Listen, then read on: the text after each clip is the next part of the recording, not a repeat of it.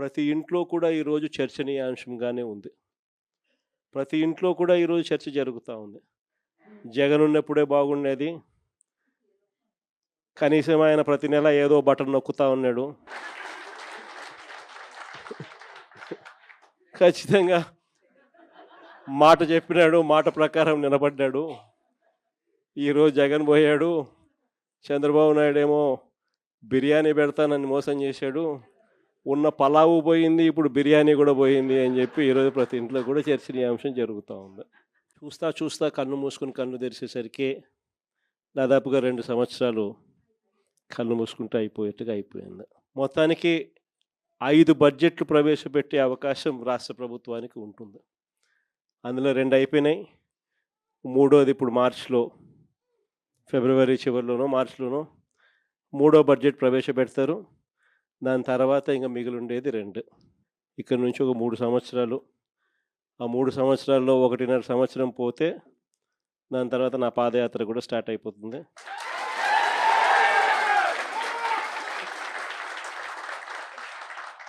దాని తర్వాత మరో 1.5 సంవత్సరం నేను కూడా ప్రజలతోనే రోడ్ల మీదే, ప్రజల్లోనే మమేకమవుతూ ఆ ప్రయాణం కొనసాగుతుంది.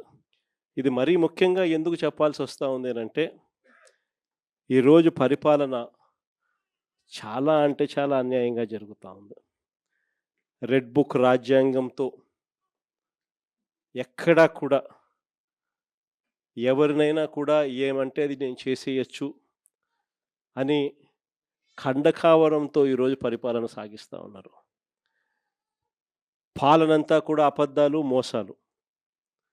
ఆ అబద్ధాలు ఆడుతున్నావయ్యా, మోసం ఎందుకు చేస్తున్నావయ్యా అని చెప్పి గట్టిగా నిలదీస్తే రివర్స్ ఉల్టా కేసులు పెడతా ఉన్నారు.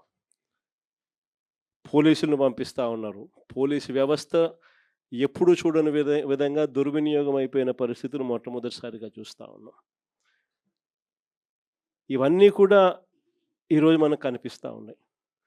మరోవైపున పాలన ఎలా సాగుతూ ఉందని ఒకసారి చూస్తే, పాలనలో ప్రతి ఇంట్లో కూడా ఈరోజు చర్చనీయాంశంగానే ఉంది.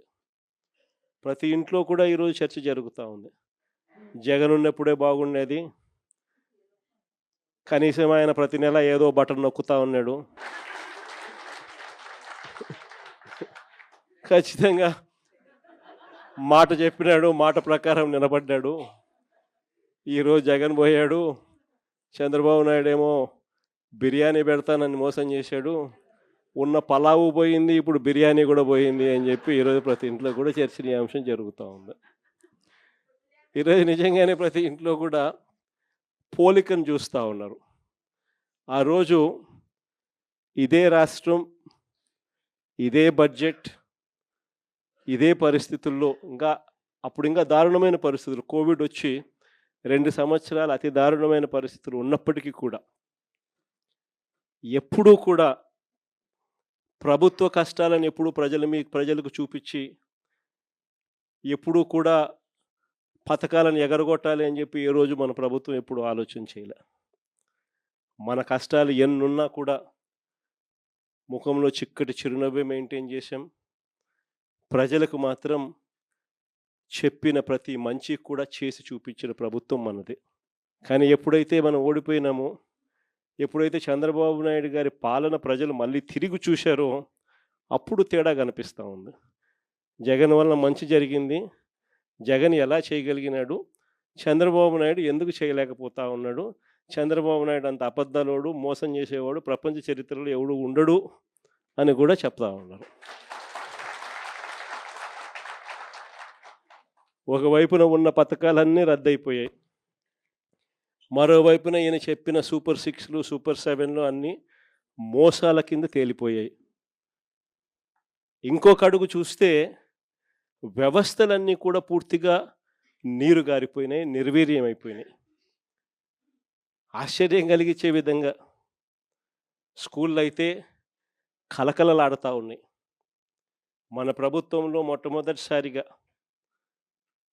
స్కూల్ రూపురేఖలు మారాయి. దశాబ్దాలుగా ఎవడు కూడా పట్టించుకునే పరిస్థితి నుంచి స్కూళ్ళ రూపురేఖలు మారి, ప్రైవేట్ వాళ్ళు కూడా గవర్నమెంట్ స్కూళ్ళతో పోటీ పడే పరిస్థితి ఎప్పుడు వచ్చింది అని అంటే, అది కేవలం మన 5 సంవత్సరాల పరిపాలనలో మాత్రమే జరిగింది. గవర్నమెంట్ స్కూళ్ళల్లో పిల్లల్ని చేర్పించాలంటే ఎమ్మెల్యే చేత రికమెండేషన్ తీసుకొని పోయి, లెటర్లు తీసుకొని పోయి చేర్పించే పరిస్థితి నుంచి ఈరోజు గవర్నమెంట్ స్కూళ్ళల్లో ఏకంగా దాదాపుగా 9 లక్షల మంది పిల్లలు గవర్నమెంట్ స్కూళ్ళు మానేసిన పరిస్థితి ఈరోజు రాష్ట్రంలో కనిపిస్తూ ఉంది. స్కూళ్ళు నాశనం అయిపోయాయి. పెద్ద చదువులు చదువుతూ ఉన్న పిల్లలు ఫీజు రీయింబర్స్మెంట్ లేక 8 క్వార్టర్స్, జనవరి, ఫిబ్రవరి, మార్చికి సంబంధించిన క్వార్టర్ మామూలుగా ఏప్రిల్లో వెరిఫై చేసి మేలో ఫీజు రీయింబర్స్మెంట్ ఇచ్చేసేయాలి. ఒక క్వార్టర్ అయిపోతూనే, ఒక త్రైమాసికం అయిపోతూనే ఆ త్రైమాసికానికి సంబంధించి మన ప్రభుత్వ హయాంలో నెక్స్ట్ త్రైమాసికంలో పాత త్రైమాసికానికి సంబంధించిన డబ్బులు ఆ తల్లుల ఖాతాల్లోకి డబ్బులు పడేటివి వెరిఫికేషన్ కంప్లీట్ చేసుకుని. జనవరి, ఫిబ్రవరి, మార్చికి సంబంధించిన త్రైమాసికం ఆ క్వార్టర్ నుంచి ఎలక్షన్ కోడ్ మార్చి 16వ తారీఖు ఎలక్షన్ కోడ్ వచ్చింది, అక్కడ ఆగిపోయింది. అంతే. అక్కడ నుంచి ఈ నిన్న డిసెంబర్కు ఏకంగా 8 క్వార్టర్స్. ఒక్కొక్క క్వార్టర్కు పిల్లలకు ఫీజు రీయింబర్స్మెంట్ కింద 700 కోట్లు ఒక్కొక్క క్వార్టర్కు త్రైమాసికానికి డబ్బులు ఇవ్వాల్సి వస్తే 8 క్వార్టర్స్ అంటే 8 × 7 5,600 కోట్లకు గాను కేవలం 700 కోట్లు ఇచ్చినారు. 4,900 కోట్లు బకాయి. వసతి దీవెన కింద ప్రతి జనవరిలో 1,100 కోట్లు పిల్లలకు బోర్డింగ్ అండ్ లాడ్జింగ్ ఖర్చుల కోసం, ఇంజనీరింగ్ చదివే పిల్లలకు, ఇటువంటి చదువులకు డిగ్రీ చదివే పిల్లలకు ప్రతి సంవత్సరం, ఇంజనీరింగ్ చదివే పిల్లలకైతే 20,000, పాలిటెక్నిక్ చదివే పిల్లలకు 15,000, ఐటీఐ చదివే పిల్లలకు 10,000, ఇలా ప్రతి సంవత్సరం కూడా క్రమం తప్పకుండా ఏప్రిల్ మాసంలో ప్రతి సంవత్సరంలో 1,100 కోట్లు మన ప్రభుత్వం జమ చేసేది. ఈ ప్రభుత్వం వచ్చింది ఏప్రిల్ 2024, ఏప్రిల్ 2025 2,200 కోట్లు బకాయిలు. ఈరోజు పిల్లలు చదువులు మానేసి ఫీజులు కట్టలేక పిల్లలు చదువులు మానేస్తూ ఉన్న పరిస్థితులు, తల్లిదండ్రులు ఇబ్బందులు పడుతూ ఉన్న పరిస్థితులు. చదువుల రంగం పూర్తిగా నాశనం అయిపోయి ఆంధ్ర రాష్ట్రంలో చదవాలి అని అంటే అప్పుల పాలయ్యే పరిస్థితిలోకి ఈరోజు రాష్ట్రంలో మన పిల్లలు కనపడతా ఉన్నారు. వైద్య రంగం గురించి నేను చెప్పాల్సిన పనుల, ఆరోగ్యశ్రీ అనేది తెరమరుగైపోయింది. ఏకంగా నెలకు 300 కోట్ల రూపాయలు ఖర్చు అవుతుంది ఆ పథకానికి. ప్రతి పేదవాడికి, ప్రతి మధ్యతరగతి వారికి ఏకంగా 25 లక్షల దాకా ఉచితంగా పేదవాడికి వైద్యం అందించే పరిస్థితి మన ప్రభుత్వం. 3,300 ప్రొసీజర్లకు విస్తరించి 25 లక్షల దాకా ఉచితంగా పేదవాడికి వైద్యం అందిస్తూ, పేద మధ్యతరగతి వారికి వైద్యం అందిస్తూ మన ప్రభుత్వ హయాంలో ఆరోగ్యశ్రీని నాన్న ఈ లెవెల్లోకి తీసుకొస్తే మనం ఈ లెవెల్లోకి తీసుకుని పోయి నడిపించినాం. ఈ రోజుకి దాదాపుగా 20 నెలలు, 20 నెలలు ఇంటూ 300 కోట్లు అంటే దాదాపుగా 6,000 కోట్లు. ఈ రోజుకి కూడా బకాయిలు ఎంత ఉన్నాయనంటే 4,000 కోట్లు పైచులకు ఈ రోజుకి కూడా బకాయిలు. నెట్వర్క్ హాస్పిటళ్ళు బోర్డులు తిప్పేశాయి, పేషెంట్లను మేము చూడము అని చెప్పేస్తూ ఉన్నారు. ఈరోజు ఆరోగ్యశ్రీ అనేది హాస్పిటల్లో కనపడని పరిస్థితుల్లోకి చంద్రబాబు నాయుడు ప్రభుత్వంలో జరుగుతూ ఉంది. 104, 108 మన ప్రభుత్వ హయాంలో కోవిడ్ టైంలో కూడా ఫ్లాగ్ చేసి 104, 108 వెహికల్ మొత్తం పంపించి కొత్త వెహికల్స్ తీసుకొని వచ్చి ప్రతి మండలానికి పంపించిన కార్యక్రమం మందైతే ఇప్పుడు ఆ వెహికల్స్ అన్నీ కూడా పడకేసినాయి. తెలుగుదేశం పార్టీకి సంబంధించిన డాక్టర్ లివింగ్ హెడ్ అంటే ఎవడో కేవలం 5 కోట్ల రూపాయలు కూడా లేనోడు 104, 108 వాహనాలు కాంట్రాక్ట్ ఇచ్చినారు. పూర్తిగా బండ్లన్నీ పడుకున్నాయి, స్కాములు చేసినారు. పూర్తిగా బండ్లు రాక ఈరోజు 104, 108కి ఫోన్ చేస్తే 2 గంటల తర్వాత వస్తామని చెప్తున్నారు. 108కి ఫోన్ చేస్తే ఆరోగ్యశ్రీ అనేది పూర్తిగా పడకేసింది. వైద్యం అన్నది పేదవాడికి అందకుండా పోయే పరిస్థితిలోకి వచ్చింది. గవర్నమెంట్ ల్యాండు, గవర్నమెంట్ బిల్డింగులు, పనిచేసే స్టాఫ్ గవర్నమెంట్ స్టాఫ్, జీతాలు ఇచ్చేది గవర్నమెంటు, స్కాములు చేస్తూ ప్రైవేట్ వాళ్ళకి ఇస్తున్నాడు. ఉట్టి జీతాలకే ఆ మెడికల్ కాలేజీలలో సంవత్సరానికి నెలకు 5 కోట్ల రూపాయలు ఒక్కొక్క కాలేజీలో అవుతుంది. సంవత్సరానికి 60 కోట్లు, 2 ఏళ్ళకు 120 కోట్లు గవర్నమెంట్ మెడికల్ కాలేజు ప్రైవేట్ వాళ్ళకి ఇచ్చి చంద్రబాబు నాయుడు 120 కోట్లు వాళ్ళకి ఎన్నికిస్తాడంట. ఇది ఎక్కడైనా మీరు విన్నారా?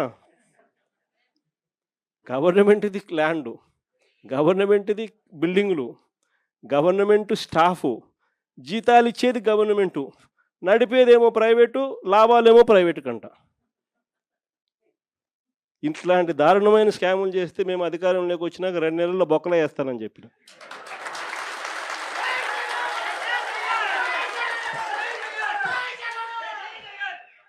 మనం ఎప్పుడైతే ఆ మాట చెప్పినామో అప్పుడు ఒక్కడు కూడా ఆ స్కాములు లేక మేము రాము, మాకు చంద్రబాబు నాయుడు ఈ కాలేజీలు వద్దు అని ఏకంగా చంద్రబాబు నాయుడుకి చెప్తా ఉన్న పరిస్థితులు మొట్టమొదటిసారిగా కనిపిస్తూ ఉన్నాయి. వ్యవసాయం గురించి నేను చెప్పాల్సిన పనుల, ఏ పంటకు గిట్టుబాటు ధరలు రావడంలా, ఎక్కడ చూసినా దళారీ వ్యవస్థ, చివరికి ఎరువులు కూడా బ్లాక్లో కొనుక్కోవాల్సిన పరిస్థితిలోకి మొట్టమొదటిసారిగా రాష్ట్రంలో చూస్తూ ఉన్నాం. మన ప్రభుత్వ హయాంలో ఉన్న ఆర్బీకేలు ఈ పొద్దు తెరమరుగైనాయి. మన ప్రభుత్వం హయాంలో ఉన్న ఈ క్రాప్ వ్యవస్థ ఈరోజు నీరు గారిపోయింది. మన ప్రభుత్వ హయాంలో ఉచిత పంటల బీమా ఈరోజు కనపడకుండా పోయింది. మన ప్రభుత్వ హయాంలో ఉన్న సీజన్ ముగిసేలోగానే సీజన్లో జరిగిన నష్టాన్ని మళ్ళీ తిరిగి రైతులకు ఇస్తున్న ఇన్పుట్ సబ్సిడీ ఈరోజు కనపడకుండా తెరమరుగైపోయింది. చివరికి రైతులకు ఈయన ఇస్తానన్న అన్నదాత సుఖీభవ అని చెప్పి ఈయన ఇస్తానన్న కూడా మోసంగా తెగిపోయింది. సంవత్సరానికి 20,000, 2 ఏళ్ళకు కలిపి 40,000, ఇచ్చింది 10,000, 30,000 ఎగనామం. రైతుల పరిస్థితి ఈరోజు ఎందుకురా నాయనా చంద్రబాబుని తెచ్చుకున్నాము అనే పరిస్థితిలో ఈరోజు రైతులు బాధపడతా ఉన్నారు. మీరే చూడండి, వ్యవసాయం, చదువులు, విద్య, వైద్యం, ఈ 3 ఏ ప్రభుత్వమైనా కూడా తమ బాధ్యతగా నడిపే వ్యవస్థలు. 3 వ్యవస్థలు పూర్తిగా కుప్పకూలిపోయినాయి. 4వ వ్యవస్థ లా అండ్ ఆర్డర్. ఈరోజు రెడ్ బుక్ రాజ్యాంగంతో 4వ వ్యవస్థ పూర్తిగా దిగజారిపోయిన పరిస్థితిలోకి ఈరోజు కనిపిస్తూ ఉంది. మరి ప్రభుత్వంలో ఈయన ఉండేది ఎందుకు? ఈయన ముఖ్యమంత్రిగా పరిపాలన చేస్తూ ఉన్నాడు? అందరికీ అన్ని ప్రైవేట్ ప్రైవేట్ ప్రైవేట్ ప్రైవేట్ అనేసరికి ఆ ముఖ్యమంత్రి కుర్చీ కూడా ప్రైవేట్కి ఇచ్చేయచ్చు కదా. ఎందుకు అన్ని ప్రైవేట్ ప్రైవేట్ ప్రైవేట్ అనేటట్టుగా అయితే ఈయనకి ఎందుకు ఓటు వేయాలా? ఈయన ఏం చేయడానికి అని చెప్పి అక్కడ ఉన్నాడు. ఇలాంటి పరిస్థితుల్లో ఎవరైనా ప్రజలు ప్రశ్నిస్తే చంద్రబాబు నాయుడు గారికి అసహనం, వాళ్ళ మీద కేసులు పెట్టడము, వాళ్ళ మీద తనకున్న కోపాన్ని చూపించడము, ఇవన్నీ కూడా జరుగుతూ ఉన్నాయి. ఇలాంటి పరిస్థితుల మధ్య నిజంగా వైఎస్ఆర్ కాంగ్రెస్ పార్టీ ప్రజలకు తోడుగా నిలబడే కార్యక్రమం చేస్తూ ఉంది. ప్రజలకు ఏ కష్టం వచ్చినా, అక్క చెల్లెమ్మలకు ఏ కష్టం వచ్చినా, రైతన్నలకు ఏ కష్టం వచ్చినా, పిల్లలకి ఏ కష్టం వచ్చినా కూడా వాళ్ళందరి తరపున జెండా పట్టుకొని పోరాటం చేస్తూ ఉన్న పార్టీ ఒక్క వైఎస్ఆర్ కాంగ్రెస్ పార్టీ మాత్రమే. మిమ్మల్ని అందరినీ కూడా ప్రోత్సహిస్తూ